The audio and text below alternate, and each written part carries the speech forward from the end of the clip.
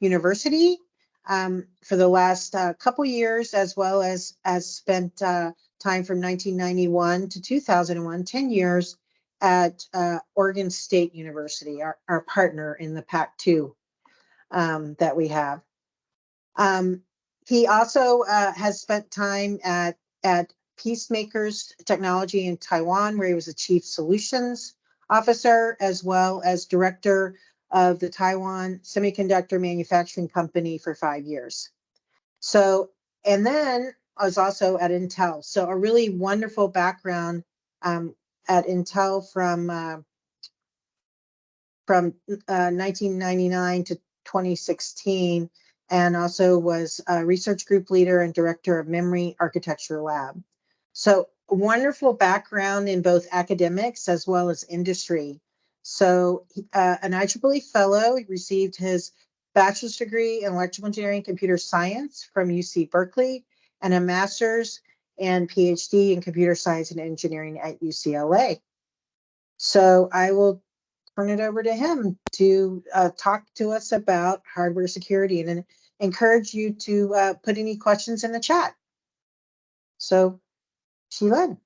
Okay, thank you for the kind introductions. I'm excited to share with you about this topic, hardware security, today. And, you know, hardware security is a big topic. We will first look at the general aspect of hardware stacks, and the attack surfaces for hardware. And then we would do a little bit deeper dive on a particular vulnerability called architecture or microarchitecture side channels. And hopefully that's sort of my bread and butter. I'm a microarchitect or an architect, a computer architect. And then I've been looking at that recently, these side channel vulnerabilities introduced by microarchitecture. Feel free to raise questions if you have any. Okay. All right, so I'm going to start with the outline. You know, just a quick review of security goals, CIA. Everybody knows what CIA means, but in security context, we will just review a little bit what that means. And then we look at, like I said, hardware stack versus the software stack. It will go from the bottom all the way to the top. And we will look at particularly some of the recent concerns about supply chain. And there's a big push by the US government to revive electronics, semiconductor. And the company I worked for 5 years in Taiwan, TSMC, is in the center of this issues, basically, for the CHIPS Act. And then we will look at the security goals in the context, the hardware context, the CIA, and then maybe understand a little bit about the hardware attack surfaces, threat vulnerabilities, and then the attack models and methods. And in the vulnerability part, we will look at the microarchitecture side channels in a deeper context, in the sense that we would look at examples, how attacks can happen, and why this is so dangerous in a sense, a little bit. And then at the end, we will make some suggestions on how to mitigate. So again, CIA stands for confidentiality, integrity, and availability. And we want to make sure that only authorized parties should be able to access the required information. And we want to make sure that the information does not get altered by unauthorized users. And then the data or systems available all the time. And this particular non-repudiation part is to make sure that that you are authenticated, that everything you say you are is true, and then nobody can prevent you from if it's true, prevent you from getting your data. All right, so the hardware stack versus software stack. We computer scientists are more familiar with the software stack. It goes all the way from application software to the middleware, the compiler, operating systems, and then gets to then run on the system, the hardware system. The hardware stacks actually we're going to describe from the bottom up a little bit. It starts on stuff from semiconductor technology, CMOS currently is the most common technology, and goes to transistor, and transistors become integrated chips, and then boards and boxes and backs. Okay, so in the picture here on the left is a data center. You have racks of these systems, and on the right is a box. This is actually my personal Wi-Fi home Wi-Fi router, my older ones. I have a newer one now, and I took it apart, and then if you pay special attention to the little corners here, they are jumpers that I soldered on, allow me to then to access the board. So these two jumpers, one is a RS-232, the communication port, and the other one is the JTAG, which is for testing purposes. So when hardware developers, when they develop these boxes or these systems, they have these things in the design so that they can do testings and observations, and then the debugging to verify the system's functioning. And after they complete the design, complete and verify the design, they will take it away. But then because they make the boards once, and they basically not will not try to redo a board because that's a cost issue. So they will just remove the access points. But then in theory, then you could add these jumpers and restore the access to the system. So that's definitely a possible attack surface. And for 426, which we're planning to offer in spring, one of the lab, and it will be one of the assignment will be in using these two ports to get access to the system. So then let me just take a look at from the bottom up and look at transistors. And then we know that transistors invented for more than 70 years now. And then this is a very important invention because nowadays we cannot live without semiconductor or IC chips. Basically, they build on transistors. And so these transistors now are integrated, and then they are manufactured in a sense with the wafers, and each wafers will have hundreds of these dies or ICs, integrated circuits. And with Moore's law, we know that Gordon Moore is one of the founder of Intel Corporation, which I worked for 17 years. And there is a law that named after him. It's really not a physical law like Ohm's law and things like that, but it's more a economic law. That means that because of integrations, you're able to reduce the cost by making the devices, the transistors, smaller and smaller. So every 18 months, transistor reduce the size by half. But then we are coming to a point where Moore's law is scaling is slowing down, and then there are these special advances in packaging and assembly, and we call this more than Moore. Technologists are good with these acronyms. We call it MTM.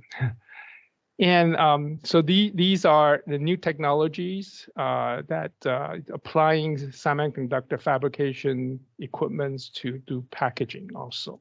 This allows packing some very dense chips and compute, increase the compute power. So one of the challenge of that is power density. This is important in the sense that assemblies and fabrications are all done outside of the US mostly now. We will have a slide on supply chain later on. And so this is an important understanding that for hardware security, supply chain is an important aspect of making sure that the system is secure. So of course, chips to board, and then to rack and to room force of racks. So firmware and software, eventually, I just want to briefly mention this. So on the top, there'll be softwares. And then in particular, there's a special software called firmware that runs on like IoT devices. And of course, the Wi-Fi router, home router I have. And part of one of the assignments for 426 will, learn how to reverse the firmware and understand what are the details of the software or modifying them. So once this firmware is modified and you install back to the hardware, and hardware will then be compromised, and there will be leaking informations. And that will not be will not be secure anymore. So these tools that we will learn in that 426 is called BinWalk, and you can see that one of the firmwares that we downloaded through that port, the JTAG ports, that can be analyzed, and we can find out the information about the firmware, which operating systems, real-time operating systems is running, and even the root file systems can be reversed. So there's also software reverse engineering tools. A very famous one is called Ghidra. This Ghidra software is developed by NSA. NSA is not a three-letter acronym, stands for National Security Agency. And National Security Agency is concerned with national security, and they are very, very good with security. And then they develop this software to make sure that software binaries don't have any Trojans or any weaknesses. So these are all freely download software. You guys can try if it excites you or interests you. All right, so that's sort of the hardware stack. And then besides the hardware stacks itself, there's also a possible leakage of design attack surfaces. That's called the design process, right? So design process is a tech process to take a specification all the way down to chips, and then packaging, and then assemble them together into become a hardware system that will be able to run your software. And then the system will come to this part on the microarchitecture. So there's the architecture and the microarchitecture, and then once the specs is specified, and then you perform these designs steps that involves logic designs using some kind of hardware description languages, and then there'll be circuit designs. And well, if it's not a special circuits, there will be available library cells that distributed by both EDA companies and also by the foundries. So TSMC, for example, the largest foundry in the world, they have these library cells that freely given to the customers to reduce design time and design cost. And once as the cells are sort of described, and then in the HDL, hardware description languages, and then they are being automatic using the EDA tools, automatic generated, synthesized, generated, and then placed and route on the silicon layout. And this layout format is called GDS2. That's not GDSI, GDS2. And then the GDS2 will be submitted to a foundry, and then mask will be generated, and then it will become a format called MIBIS format, and then we'll do optical proximity corrections because the wavelength is larger than the device feature size. And once it's correct, mask is generated, and then the mask will be used to fabricate the chips. And as the chips is fabricated, they will be packaged together, assembled together, and then do a post-packaging test, and then it will be integrated into a box or on a board or box or racks. So this design process is quite complex and use all kinds of different tools. And these tools are software, and they are very, very big softwares. These are hundreds of millions of lines of the softwares. And when you have large software like that, it's hard to detect whether people have add things in the hardware. So we really don't know if the EDA tools, the electronic design automation tools, will add extra things into the hardware itself. And these are called Trojans or backdoors. And these backdoors or Trojans will either open up things, allowed information to be accessed or leaked. And then also not only the tools itself, but also these library cells, right? These cells are freely given by foundries, or sometimes you buy these cells from some of the companies that make these cells, library cells. And there's no guarantee in the sense that these cells have no backdoors. Okay. So that's why design process is kind of important to understand a little bit too. All right, so I want to then not only that the process itself and the IPs could be vulnerable to attacks, but the whole concerns about supply chain is on the forefront nowadays. So this is because if you look at the current landscape, so semiconductor foundries, Taiwan Semiconductor Manufacturing Company, which I worked for 5 years, is located in a little island called Taiwan, which is about stone's throw away from China. And you know, we understand that that China and U.S. are not in the best relationship now, and so if you look at the TSMC market share, right, it occupies more than half of the total semiconductor manufacturing of the world. And then for the advanced nodes, these are the most advanced technologies, which is 7 nanometer and 5 nanometer. Even currently, that next year TSMC will introduce the 3 nanometer technologies.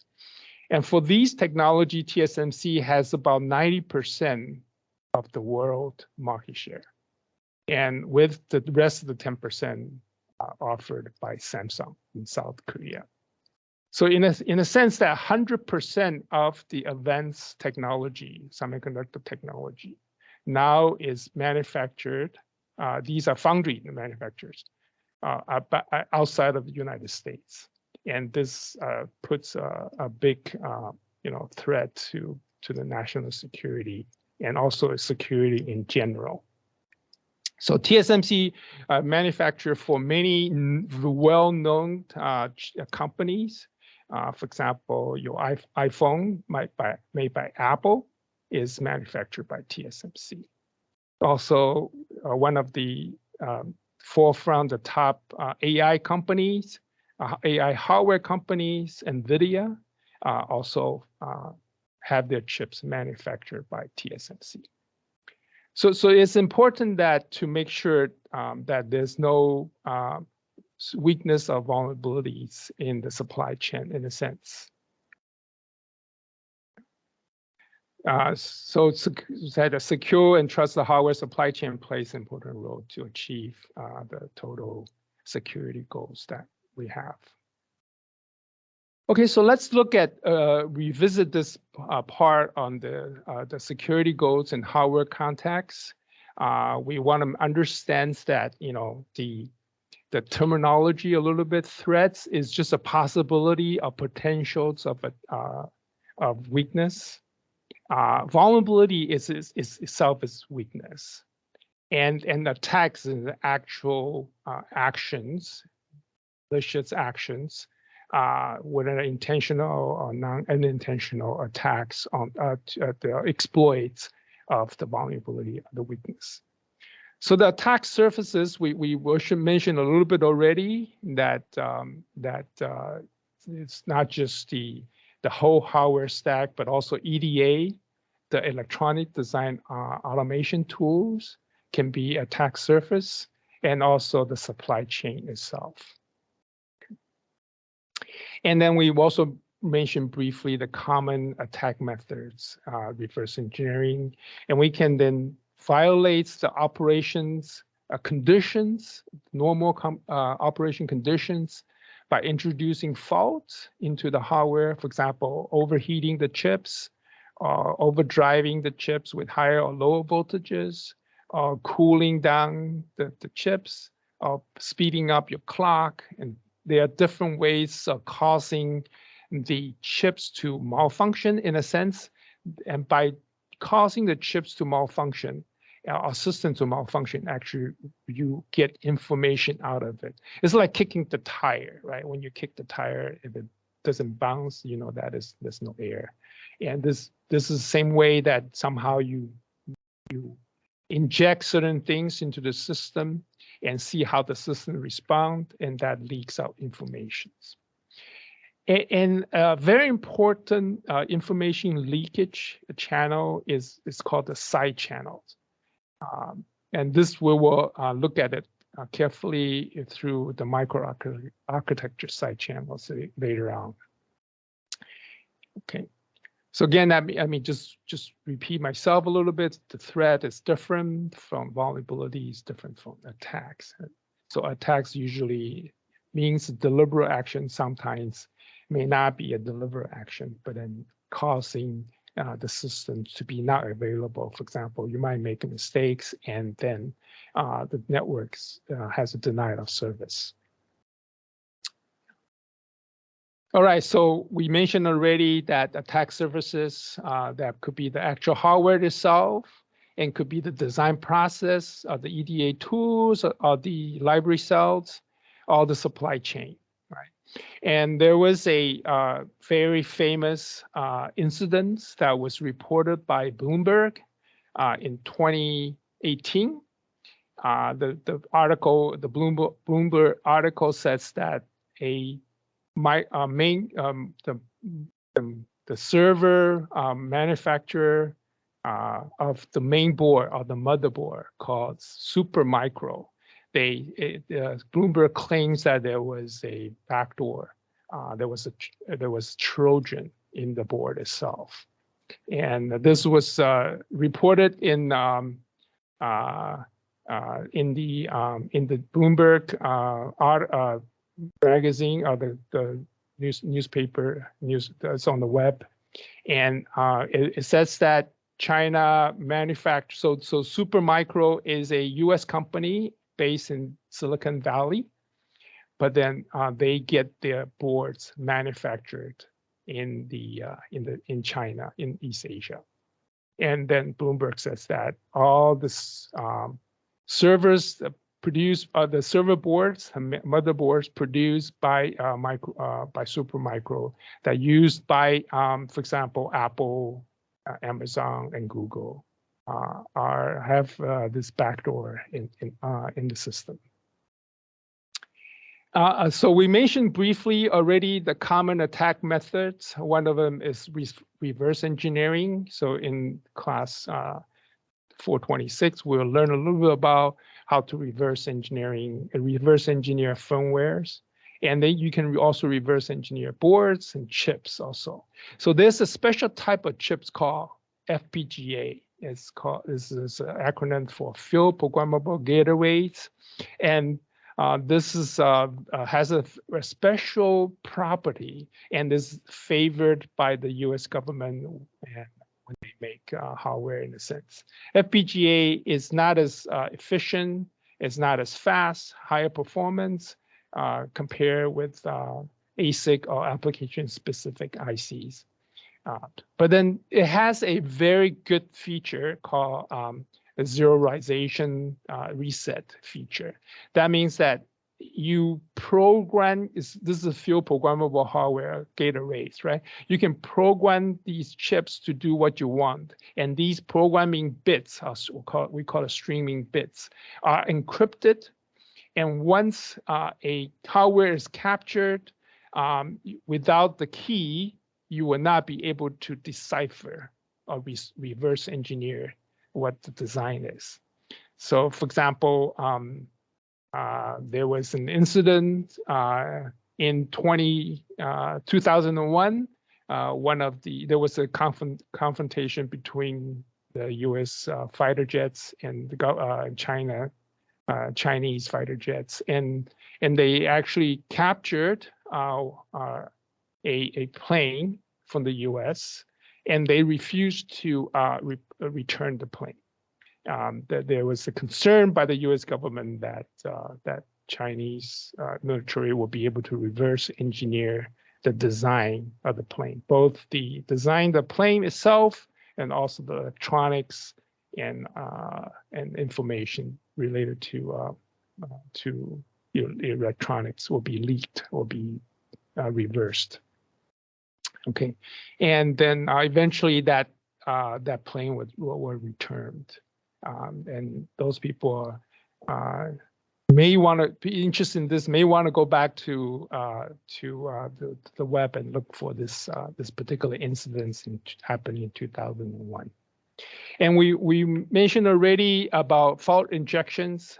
You can somehow perturb the system either through temperature, voltage, clock, or whatever, cause the system to malfunctions or leak informations.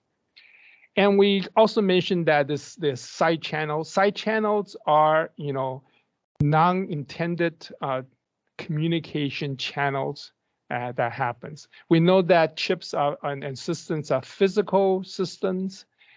So when you have physical systems, it uses electricity, and then because the usage of ones and zero may have different characteristic, and you are able to decipher what has been used or what's being computed. For example, you can reverse engineer keys, secret keys on the chips by observing the power signatures of the VCC, the supply voltage.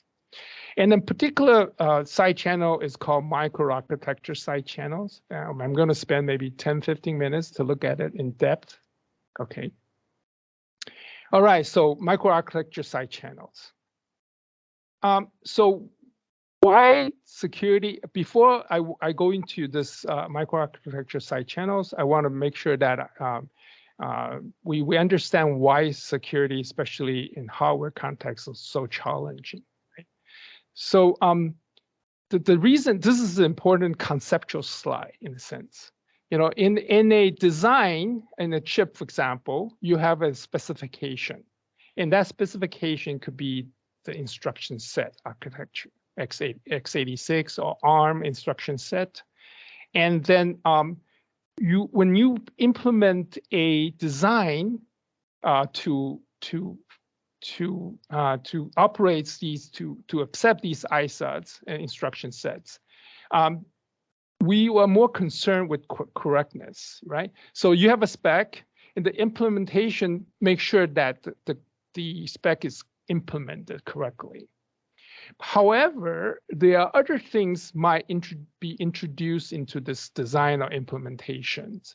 These are represented with this box that is larger than the spec. And besides the implementation extra features, there are also other things that you want to add to make sure that you can debug it, you can test it, you can monitor the system. So these are depicted as a yellow box here. So what it is that you have a design or implementation that is larger than the spec space. But then we will show that with microarchitecture implementations, that actually these extra space actually leaks out information or creates these vulnerabilities or weaknesses for attacks. So because of performance and observability and testing, so we add these things. So ideally that we want is to have the implementations matches the specification exactly. There's no extra things.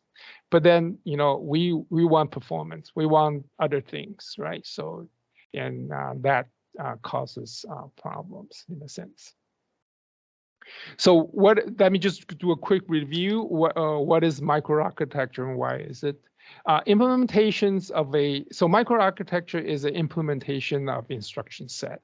So instruction set example would be like x86, x86 64 bits, ARM, RISC-V, MIPS. Those people who have taken 260 understands MIPS, ISA well. And so ISA itself is a implementation. Is a specification, sorry, and then that defines the functionality of that CPU or that processor. Okay, but then you could have multiple implementation of one ISA. For example, Apple implements the ARM ISA. Samsung also implements the ARM ISA, and we know that people prefer Apple because Apple has higher performance and their microarchitecture is more advanced in a sense. And so in order to get performance, people will come up with ingenious, very smart ideas to make sure that performance can be obtained. And there are other reasons to have different implementations because power, because other things, right? Other requirements, even because of security. And we would look at a particular implementation that added by Apple that actually, or by ARM actually caused problems for Apple. Okay. And then in order to get the system to perform better, we actually have ways to monitor for software programmers to make the programs more efficient. So we have these monitors and these performance monitors that allow the software to read them. Okay. And why is it so insidious or so dangerous? Because in this particular side channel, you don't need physical access. So the processor or the system can be in the data center, and the data center has no human interactions. And you're not able to get in there. It's actually maintained by robotic machines. But then still, because of the side channels, leaked out informations that somehow we are able to get secret information information that we're not supposed to get. Okay, so this is the cost is because we want to be able to speed up the common cases. Okay, so I want to start with cache. And this is very fundamental. And that when this is what the side channel, the microarchitecture side channel first started. This is actually started in 2005. People have published these things almost 20 years ago. Okay, so caching is a general techniques that used by hardware and also other things, right? So for example, your web, you have web caches, your browser has web caches also to speed up the common cases. So next time when you visit the same site, and that you will be faster instead of going through this access again to the server. So caches started in early in the 1980s. The first chips that Intel produced that has on-chip cache is 486. Okay, so the caching is like this. You have CPUs that will access memory for data or instructions, and then you have a on-chip memory called cache that is, is closer to the processor and is faster, but it's smaller in physical size. So when you access the memory, it will bring it to your cache, and for example, you access 4 and 10. So now 4 and 10s are in the cache, and that now future access to 4 and 10 will be faster than going to the memory. So in 2005, there was a particular method that was published called prime and probe. The way that prime and probe works is that you allocate a buffer in your software, and that is the size of the cache. So you allocate a buffer, a memory buffer array, for example, in the memory, and then that you access the array, so all these data are brought into the cache. Now you just sit there and wait for victims to access their data. And when the victim access the data, they will bring in lines for the program itself to execute, right? So then some of the caches will be occupied, some of the lines, some of the spaces in the cache will be occupied by your victim's software. And now what you do is that then you probe the attack as an attacker, you probe the caches to see the arrays again, to see which particular space is fast and which particular space is slow. Okay. So then you can get information out of the other person's victim's software. Another one that was published in 2014 is called Flush and Reload. So this works on cache lines instead of cache sets in prime and probe. But then this requires that you have physical memory sharing with the victim. So the idea is then just to the attacker will flush out your cache line because the lines are shared. So then victims get flushed out. And when the victim accesses, so then the attacker waits, victim reloads the cache lines, and then attacker then will be able to see whether or not it's in the L3, CLL3 or not. Okay, so then if it's faster, then it's in the L3. If it's not, if it's slower, then it will be in the DRAM, right? So I want to do a very quick demo. I want to spend maybe 1 minute to do a quick demo of how this works, right? So I have two Linux windows open up. So in my my laptop here, so you can see it's actually not part of the slides, and this is a covert channel. What I can do is that I can run a receiver program, and receiver is now listening, and I can run the sender program, and then I can start typing messages.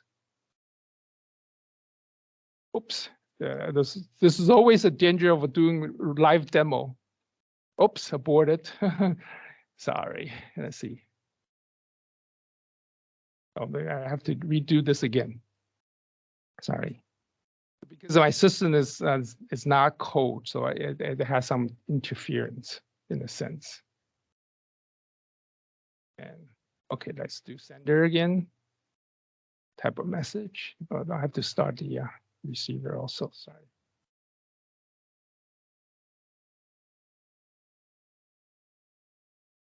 Okay, maybe that's okay. All right, so I want to. Oh, now it works a little bit. Hello, Yeah, hello. Okay, now it breaks again. So I want to just demonstrate these the vulnerability in a sense that these two programs actually are not connected in any ways. It's not communicating through pipes. There's no communications. All it's doing is that the sender is flushing out the caches. So the receiver will put things on the cache and see whether the cache has been flushed. And by knowing the cache is flushed, we have different latencies for access, and you'll be able to tell whether or not that is a one or zeros. And then you can send secret information. Attacker can send covert information, send informations to another person who has no access to these data. Okay, so then say, oh, there besides cache, you can then say, oh, well, there's no allow in cache sharings, and the other share structures on the chips, and people have proved that the other share structures can be also a channel for attacks. And you said that, okay, that I'll make sure that only one process can be run on one socket, one CPU. Then people then find out that, oh, there's these memories that share by two sockets, and then then you could also exploit the weakness. This is because I won't go into detail because DRAM die is designed for higher performance and efficiency. So they have these rows of row buffers shared by thousands of rows. And then once you load the things in the row buffer and you open the page, if subsequent access to the page hits the page, then it will be faster than not hitting the page. Again, then you can then tell whether or not you can get information out of the systems in a sense. Okay. And then there's also another vulnerabilities that was reported in 2018. This was reported by Google and then some university academic people, and it's called Spectre and Meltdown. Some of you might have heard of it. This is because that the machine, due to the performance issue, the performance improvements, you want to be able to go into the speculative states. You predict your branch, you go to speculative states, and then everything gets flushed out if the speculation is incorrect. But during that state, when it's in speculations, all the data are accessible, and that leaks information. That's how it's being exploited. And then people have proved that also not just the CPU, GPU also is vulnerable. This paper is published by Chinese researchers that they are able to use GPUs to leak informations. And not only the informations running on GPU, but also into the points that what kind of workloads that was running, what web pages was visited. And I want to just briefly mention that, this added security measures by ARM. They have these pointer authentication codes features. They recognize that not all physical memories use up the host virtual memory space. With virtual memory space is 64 bits. That's huge, and then some of the bits are not used. So we are very good at utilizing things that is available freely. So they came up with a idea to hide these informations into these extra bits. And these extra bits actually are used as a signature to detect whether your buffer overflow has been violated. So anyway, so then there was a report just recently, a year ago, that Apple M1 processors were attacked and then utilized these PAC features. All right, so I want to just conclude in a sense and leave some time for questions and answer. In the sense that, so we said that side channels especially these microarchitecture side channels are insidious and very dangerous because you don't need physical access. You just use the sharing structures or use informations that you get by running programs faster and slow. You're able to get these data or secret informations. And then we can classify by mitigating, we can classify them first, these different type of side channels. First, we need to understand how these are leaked. And then to mitigate, having a complete clean slate design where the implementation matches specification is not acceptable because you lose the performance, you have to redesign many things. And so there are different approaches now being proposed by researchers. One is by partitioning. That means that strictly isolates all possible sharing structures, or by adding noise to the systems to make sure that the information gets clobbered a little bit, and masking out. And there are different ways of obfuscate these informations, and I won't go into details. If you have interest, please raise the question or ask me. So in summary, security is important.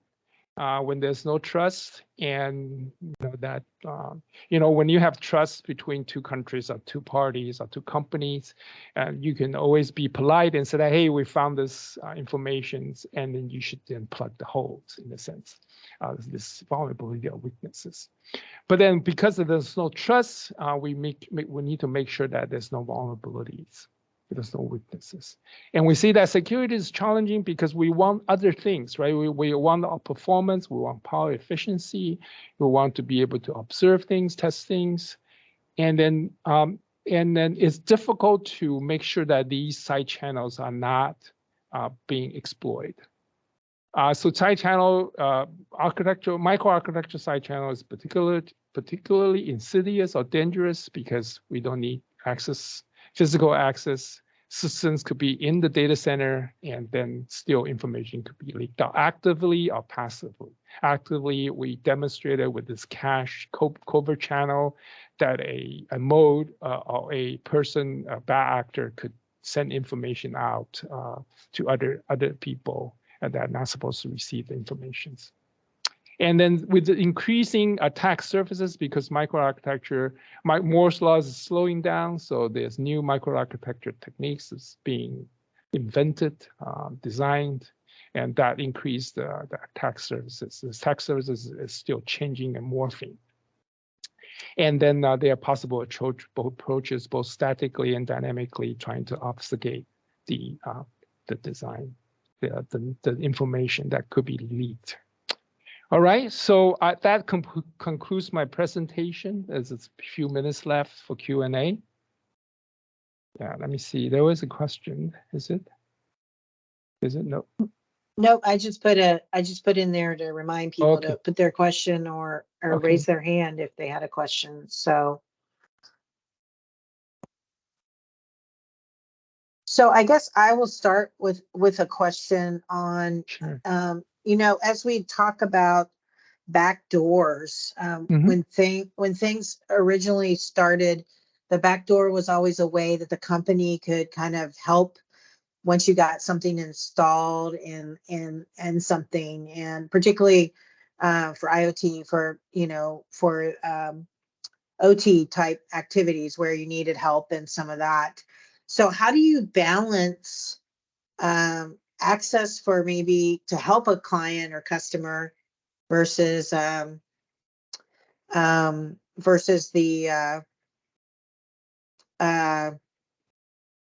security? Yeah, this is very good questions, right? So it is again relied on trust in the sense that people try to close the backdoor once it's released and then somehow protect the backdoors, but then the challenge of security is that there's, like I said, that security is a way to make sure that the universe is not. So we have that very this particular pictures, right? So security is very difficult to enforce in the sense that, because of reasons you have mentioned, that you want to allow people to access or to help debug or design or to allocate to be able to access these systems in the future. So even closing down the back doors, right? It's hard. So the general approach that people have been using is to reduce the attack surface. So we want to reduce these backdoors as much as possible. And so that's the general approach people have done. And but then again, like you said, it's a trade-off, and we just have to access the risk that. So it's like reliability, right? There's no 100% reliable system. There's no 100% secure systems, and then so you have to then do the trade-off and decide what are the big items that you want to protect in a sense. So it may be to limit. So even though you have these backdoors, you limit the access of these backdoors in some sense. I don't know. I don't know how to I'd really answer the question. This is a very challenging question. Yeah. I have one more question, and then I'll see Sure. if anyone else does. Recently in a meeting, someone was telling me that this will be the last iPhone update for a while because of supply chain and making sure to get secure chips that will be in those. You talked about supply chain and some of that. Do you see some challenges and some of upgrades? iPhone's example, but in general, as we work to have a much more secure case of how the chips, you've mentioned a couple examples of some challenges. How do you see that related to supply chain? Yeah, so this is a push by the U.S. To move the manufacturing of semiconductor to the U.S. mainland, right? So there's TSMC is starting a fab in Arizona. That's part of the things. And the other thing is that we want to do indigenous, fab. And so Intel, my old employer, is actually starting building up these fabs in heartland of US in Ohio. And so those are the approaches that people have been taken to make sure that the supply chain is relatively secure in a sense, trustworthy. Great. Yeah, so but then I don't think Apple will be able to to do without TSMC for a while. That's just my personal thing. No, I think that's a good point. So I know we're running out of time, but students, remember to do the survey link. Are there any other questions? A lot of great information. So we really, really appreciate your time. Anybody have questions? I know it's a crazy time in the semester, so everybody's heads are filled with lots of information. I have a question, and how long would it take the U.S. to catch up now that we have, relinquished our capabilities, or most of our capabilities for TSMC? Yeah, so I think Intel has good technology. And it's just that for foundry, so Intel traditionally has been an IDM, right? So they may make chips for themselves for the CPUs, and they're not very good at supplying for other companies like Apple or NVIDIA. That would take time. But the technology itself, semiconductor technology, Intel is catching up, my understanding. So Intel is coming out with 4 nanometer now, and so TSMC is 3 nanometers, so this may be just half a generation behind. But eventually, I think the ingenuity of the American engineers and researchers, in terms of technology, will be able to catch up. But manufacturing, TSMC has a an edge up because the more you learn, the more you make, the more you learn, and that would take time. It's a learning curve. TSMC manufacturing so many chips, right? So you learn faster when you make billions of chips. So that will take time, I think. But the technology itself, I think Intel is up there now. It's approaching quickly. Thank you. Well, thanks, everybody. And Asifa, is this our last seminar of the semester? This is exactly right. This is the last seminar for the semester. Thank you very much, Linus, for an excellent talk. I wish we had more time, but this was a great teaser for those students who are going to take 426 next semester. That course is affectionately called hardware security, and hardware reverse engineering. Hardware 3 times mentioned. And so this was a great teaser for that. So thank you, Linus. Thanks Thank for the you. opportunity. Yeah, thank you. Mhm. Right. Bye-bye. Thank you, Noel. Bye.